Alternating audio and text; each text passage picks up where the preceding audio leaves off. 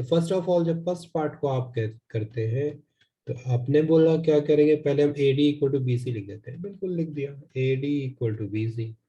ठीक है, तो हमने बोला ये तो जी गिवन है, गिवन हो गया। और दूसरा ए बी जो है वो बी ए के इक्वल लिखेंगे, पर उससे पहले हम एंगल लिख लेते हैं। तो एंगल कौन सा दिया है, ये भी दिया है ना, angle D A B, angle D A B is equal to angle C B A, D A B C B A, ये दोनों एंगल है ना इक्वल है, तो ये भी आपको गिवन है। साइड आ गया, एंगल आ गया। एक और साइड हमें दिख रही है ए बी के इक्वल है, पर हम इस ऑर्डर को मेंटेन करने के लिए हम ये लिख देंगे कि ए बी, क्योंकि हम किस ट्राइंगल की बात कर रहे हैं, ए बी डी की बात कर रहे हैं, ए बी, और यहाँ बात कर रहे हैं बी ए सी की। दिख रहा है ऑर्डर उल्टा है, तो आप लिख दोगे A B is equal to B A. बात एक ही है, ए बी और B A same line segment है, तो ये क्या है, कॉमन साइड है, कॉमन साइड है ना। तीन चीजें मिल गई हमें, side angle side. So therefore what we can say, triangle ABD, ABD is congruent to triangle BAC, triangle BAC ये बोल देंगे। अच्छा, ये congruent आ गए, तो what can we say about BD and AC? If you look at the position of BD, BD second third है ना, और AC second third है, तो हम कह सकते हैं BD is equal to AC। और क्या रीजन है उसके लिए, सेकेंड पार्ट अगर आंसर करना है तो I can say BD is equal to AC. What is the region? CPCT, corresponding part of congruent triangle। और जब हम थर्ड वाला इसका पार्ट देखते हैं, उसका भी CPCT से ही आ जाएगा आंसर। ध्यान से देखो, ABD की बात कर रहा है, ABD यही ऑर्डर है जो यहाँ पर है, ABD और BAC। अगर हम ABD इधर एंगल दिखाएं तो इस एंगल की बात हो रही है, ABD means angle this, ABD, okay, and then BAC इधर ये वाला एंगल।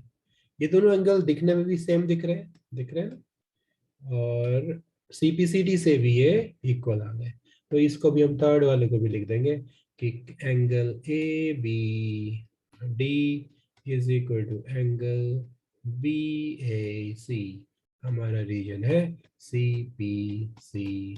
ठीक है, मैंने यहाँ पे बुक के ऊपर ही लिख दिया है, लेकिन आप इसको नोटबुक में neat and clean order wise लिखोगे। ठीक है, पार्ट 1 पहले आंसर होगा, ये डायग्राम बनेगा इस तरह से ही कॉपी में जब आप आंसर कर रहे होगे, part 1, part 2, part 3 order wise.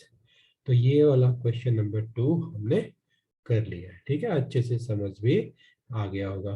Question number 3 के लिए डायग्राम उन्होंने बना के दिया है, और डायग्राम में भी देखो काफी चीजें क्लियरली दी हुई हैं कि आपको ये बोलते हैं कि ये साइड मतलब BC साइड DA साइड के इक्वल है ना, और ये दो लाइनें एक दूसरे को इंटरसेक्ट कर रही हैं, तो वर्टिकली अपोजिट एंगल है ना, जब भी ऐसी सिचुएशन बनती है ये दो एंगल अपने आप इक्वल होती है। तीसरा उन्होंने देखो ये एंगल बना के दिया है, कहते हैं कि ये एंगल 90 है तो ये भी 90 है, चीजें दिख रही हैं। तो तीन चीजें तो हमें पता है यार, तीन चीजें मतलब इसमें क्लियरली दिख रही हैं। तो ये एंगल बराबर हो गया, ऊपर वाला एंगल बराबर हो गया, और ये साइड बराबर हो गया। आपको देखिए ना, angle angle side, angle angle side, तो हमें बस उसी ऑर्डर में उसको लिखना है। तो सबसे पहले AB and CD are equal perpendicular to the line this, तो हम कैसे लिखेंगे इसको, हमें लिखना है एंगल एंगल साइड, तो वर्टिकली अपोजिट एंगल्स को पहले लिख देते हैं, है ना। एंगल लिख दो BOC, इसका जब सॉल्यूशन लिखेंगे तो एंगल BOC दिख रहा है, एंगल BOC। अच्छा, ये ऐसे दिखने में कई बार L पड़ा जाता है, तो आप क्या करो, एंगल को ना ऐसे बड़ा सा लिख दो, angle BOC is equal to angle AOD। इसको क्या कहते हैं बेटा, AOD इसको बोलते हैं वर्टिकली, मैं शॉर्ट में लिख देता हूँ, वर्टिकली अपोजिट एंगल। एंगल, ठीक है। ओके, तो बीओसी। दूसरा वो कह रहा है परपेंडिकुलर कह रहा है, तो उसको भी लिख देते हैं हमें, है ना, ओबीसी कह देते हैं। दूसरा angle O B C equal to angle O A D, ये भी आ गया, ठीक है। ये क्या है, ईच 90, है ना, ये हमें दिया हुआ है परपेंडिकुलर, इसका मतलब 90 होता है। तीसरा, आपकी साइड ए डी है और आपकी साइड बी सी है, इक्वल है, तो यहाँ पे हम कह सकते हैं B C is equal to A D. ये भी आपको गिवन है। बस तीन ही चीजें चाहिए थी, देखो एंगल एंगल साइड लग गया। ट्राइंगल, मैंने यहाँ का ओ बी सी कहा है, O B C therefore congruent to triangle O B C का है, तो क्या कहेंगे बच्चे, ओ ए डी बोलेंगे ना, क्योंकि ओ एंगल के बराबर हो गया, बी एंगल ए एंगल के बराबर हो गया, and B C A D के बराबर, corresponding part position right position में लग रहा है ना। तो इसका आगे रीजन पे लिख देते हैं, ये है आपका A S, angle angle side, है ना। तो ये ए एस से ये आ गया। अब हमें क्या, show that C D bisect A B कहता है डी से।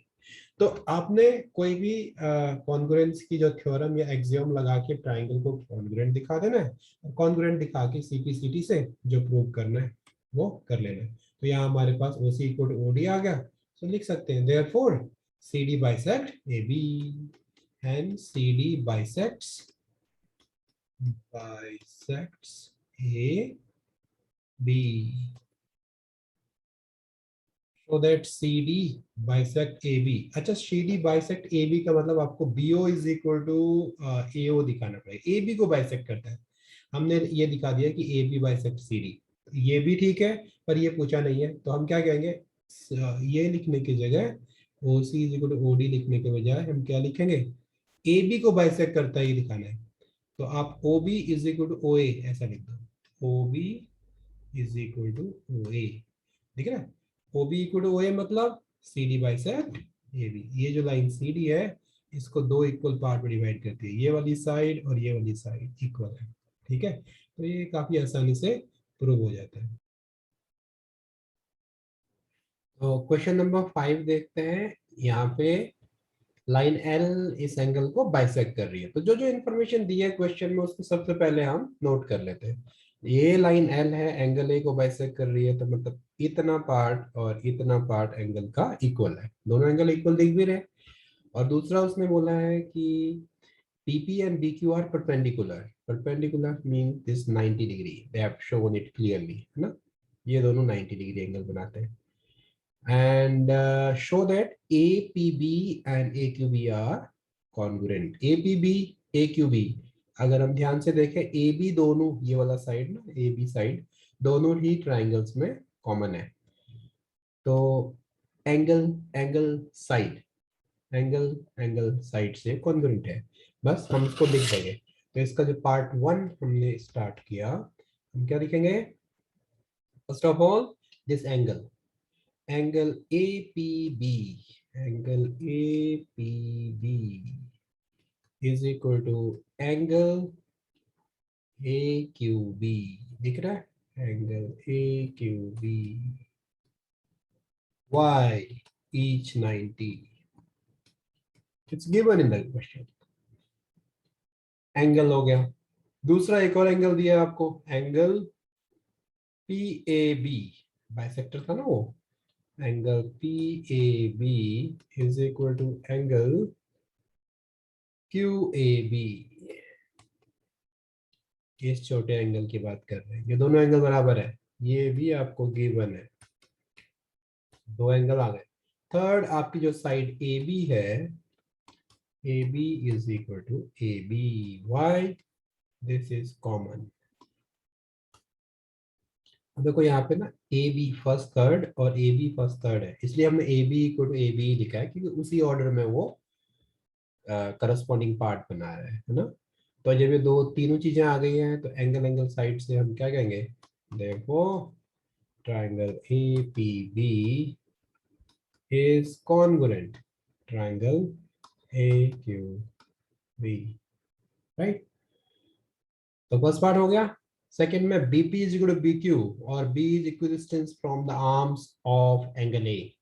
ये आर्म्स है एंगल ए की, तो हमें actually BP equal to B Q दिखाना है। वो तो सीधे डायरेक्टली आ गया, इसका सेकंड पार्ट आप डायरेक्टली लिख दो, सीपीसीटी से आ गया वो, है ना। BP is equal to B Q, bracket में लिख देना C P C T, corresponding part of congruent triangle. देखो BP third second, B Q third second, order दिख रहा है आपको, BP equal to B Q. तो ये C P C T, question done. ठीक है, तो ये वाला क्वेश्चन भी आपका हो गया। तो क्वेश्चन नंबर 6 हम कह रहे थे कि हमें ये दो B C is equal to D दिखाना है। BC अगर आप यहाँ देखें और DE यहाँ देखें, ये जो ट्राइंगल्स बन रहे हैं ना, एक ट्राइंगल आपका ऐसा बन रहा है और दूसरा ट्राइंगल आपका इस तरह से बन रहा है, इस तरह। तो BC और DE इन्हीं दो ट्राइंगल की साइड है। देखो DE ये साइड है और BC इधर वाले ट्राइंगल की साइड है। तो इसको आप थोड़ा सा आपने विजुलाइज किया और देखा कि अरे हाँ, आपको ये दो ट्राइंगल कॉन्ग्रुएंट दिखाने हैं, तो आप इन दो ट्राइंगल्स को कॉन्ग्रुएंट दिखा के BC is equal to DE prove कर दोगे। कॉन्ग्रुएंट दिखाने के लिए हमें दिख रही, देखो दो पेयर ऑफ साइड दिख रहे हैं, है ना। दो साइड यहाँ इक्वल दिख रही है, दो यहाँ, तो ये लग रहा, और एक एंगल भी दिया हुआ है, ऐसे से ही लगेगा, क्वेश्चन को देखते ही पता लगता है। लेकिन जो मैंने अभी ट्राइंगल हाईलाइट करे थे उनका जो एंगल आ रहा है, एक एंगल ये आ रहा है इस वाले नीचे वाले ट्राइंगल का, एबीसी का, है ना। मुझे एबीसी को एडीई के कॉन्ग्रुएंट दिखाना है, और इस वाले के लिए एंगल ये आ रहा है। तो मेन काम मुझे ये करना है कि इन दो एंगल्स को इक्वल दिखा देना है। ऑब्वियसली ये इक्वल है ही है, क्योंकि आपको ये दो चीजें तो दी हुई है ना। क्या क्या दिया हुआ है आपको, बी ए डी, आपको जो दिया है वो लिख लेते हैं आप, लिख लो इसको। एंगल बी ए डी दिया हुआ है एंगल ई ए सी के, E A C, this is given. दोनों में angle D A C add कर दो, तो ये क्या आ जाएगा, angle B A D plus, हमने कहा ये छोटा वाला एंगल छोटू, है ना। कौन सा एंगल है ये डी ए सी ऐड करना है। तो angle D A C, right में भी डी ए सी ऐड कर दो, E A C plus angle D A C, ये लिख दिया। और ऐड करने के बाद क्या आ गया, देखो बी ए डी में अगर डी ए सी ऐड करते हैं तो ये छोटा वाला एंगल, इसे मैंने इतना और ऐड कर दिया तो ये पूरा बड़ा एंगल हो गया, जो मुझे चाहिए था वही हो गया, ये एंगल हो गया। इसको बोलेंगे बी ए सी। तो हमारा आ गया angle of B A C is equal to angle, right side में देखो ई ए सी में डी ए सी ऐड किया है, ई ए सी डी ए सी, तो ये पूरा एंगल हो गया। ये हो गया आपका एंगल डी ए ई। कौन सा एंगल हो गया, एंगल डी ए ई। तो इसको हम बोल देते हैं इक्वेशन 1, क्योंकि एक इंपॉर्टेंट रिजल्ट हमने निकाल दिया। और उसके बाद तो आसानी है, एक एंगल और दो साइड हमें इक्वल दिखानी है। तो एक एंगल दो साइड जो कि दी ही हुई है, आप ले लो A B is equal to, वैसे इसको इसके नीचे लिखना चाहिए, नाउ साइड आपने दिखा दिया है, स्पेस तो मैं तो ऊपर लिख देता हूँ, ठीक है, यहाँ लिख देता हूँ। अब इससे हमें क्या क्या मिल गया, हमें मिल गया A B is equal to, A B is equal to A D, ये चीज हमें गिवन है, गिवन है कि नहीं है। दूसरा जो एंगल हमने इक्वल निकाला है नीचे, angle B A C equal to angle D A E, ये प्रूव्ड, ये हमने प्रूव्ड एबव ऐसे लिख सकते हैं, क्योंकि आपने इसके नीचे ही लिखना है ये चीज, है ना। पहले ये करके फिर ये चीज आना है आपका, ये हो गया प्रूव्ड।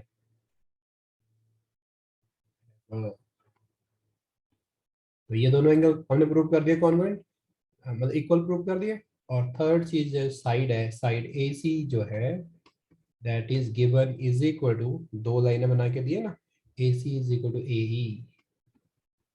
तो यहाँ से हमें क्या पता लग जाएगा, यहाँ से पता लग जाएगा कि आपका ट्राइंगल ए बी सी जो है ना, ट्राइंगल ए बी सी जो है ये कॉन्ग्रुएंट है triangle A B C A D E के, ए डी ई, और ये किससे आया है मेरा, एस ए एस से आया है।